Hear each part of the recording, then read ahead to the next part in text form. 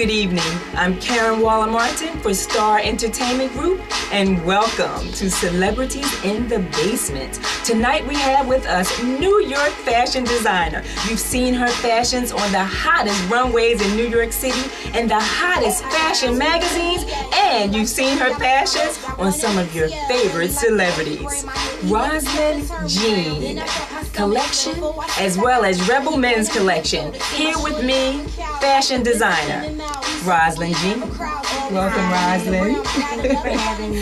Yes, it's a pleasure, and I really appreciate you taking your time out, coming here to Celebrities in the Basement, because I realize your schedule is a hectic one as a fashion designer. Let's start at the beginning of your career. What type of inspirations do you have, or who inspired you most to start fashion?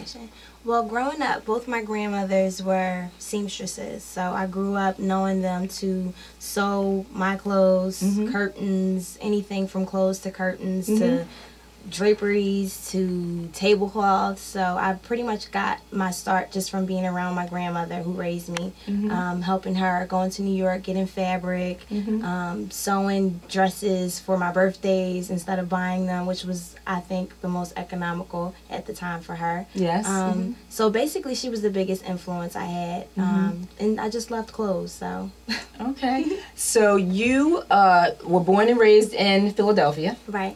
So you moved from Philadelphia to LA, Los Angeles, yep. Then to New York, now back to Philadelphia and back to LA. Let's talk about that whole transition. Yes, yes. Well, I moved from LA a few years ago, and I moved back to the East Coast because I wanted to try to get my feel for the East Coast fashion and see what was going on here. So I moved to New York just to see what I could get going, and that's when I started up my company, Rosalind Jean, which I formed in 2005. But of course, I was designing before then. Yes.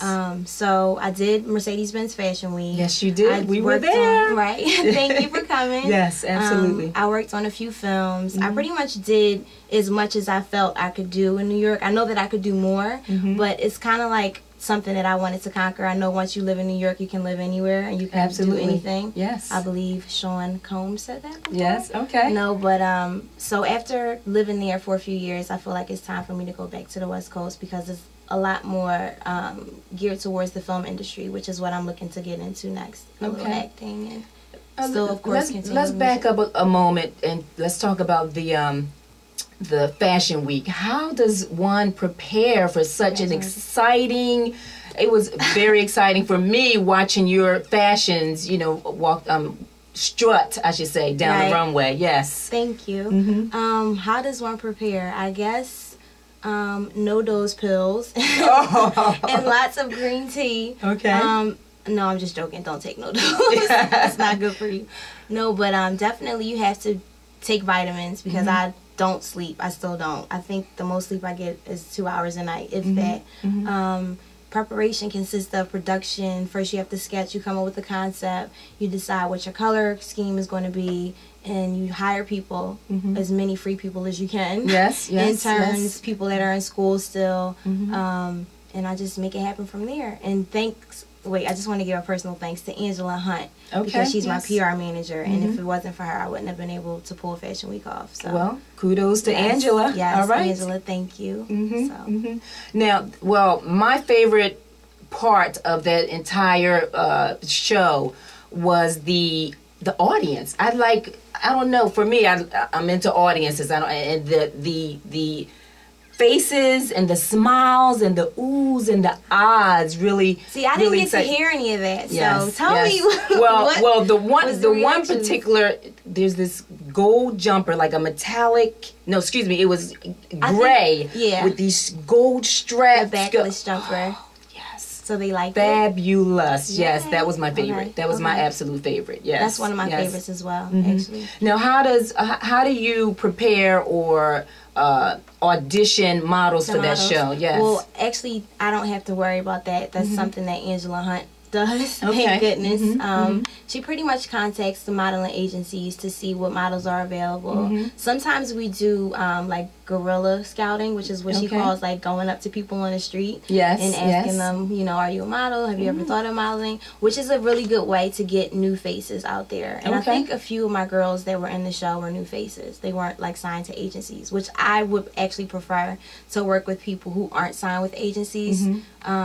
Of course, they have to have experience to some degree, but just to give them the opportunity to see, like, wow, this is what Fashion Week is like. And of course, there are people in the audience who might pick them up and eventually sign them. So yes, it's like because you never know. You never know who's in the audience watching your show. And speaking of people in your audience, you've had some major celebrities. You know, tell your fans, for those of them that missed your show, Fashion Week, you know, tell your fans some of the celebrities that were in, you know, in the audience, in the front row.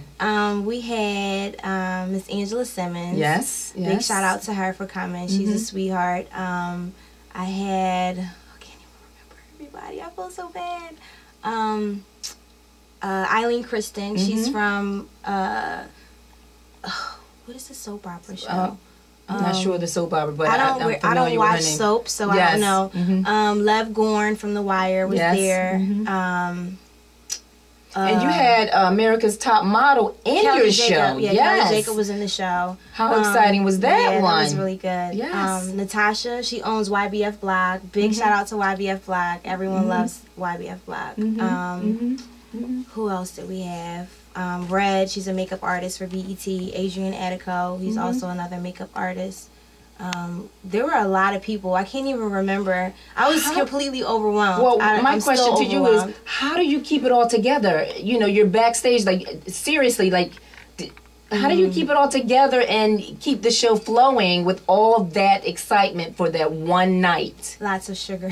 Lots of sugar, okay. I'm a sugarhead. No, just prayer and meditation and family, you know. That's all. That's all I really can say. Yeah.